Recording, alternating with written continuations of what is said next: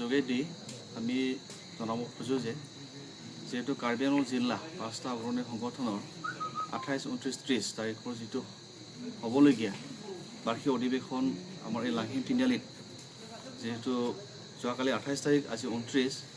আৰু কাইলৈ 30 তাৰিখ এই তিনিটা কাৰ্যসূচীৰে যিটো ইয়াৰ অধিৱেশন কৰিবলৈ ওলাইছিলে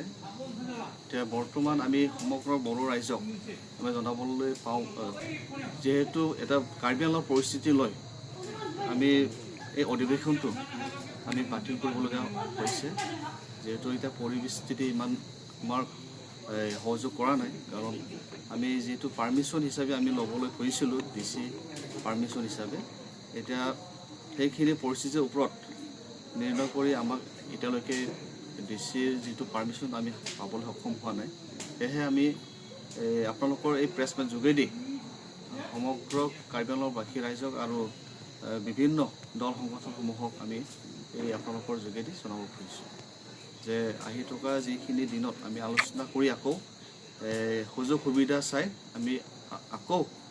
এই অধিৱেশন আৰম্ভ কৰিব পাৰোঁ নেকি যিখিনি আমাৰ কাৰ্যসূচী আছিলে এই কাৰ্যসূচী সকলো কাৰ্যসূচী শেষ হোৱা নাই কিছুমান কাৰ্যসূচী বাকী থাকিল সেইবোৰ আমি আলোচনাৰ মাজেদি আগবাঢ়ি যাবলৈ আমি হাতত লওঁ কাইলৈ কোনো ধৰণৰ কাৰ্যসূচী নাই আপোনালোকৰ হাতত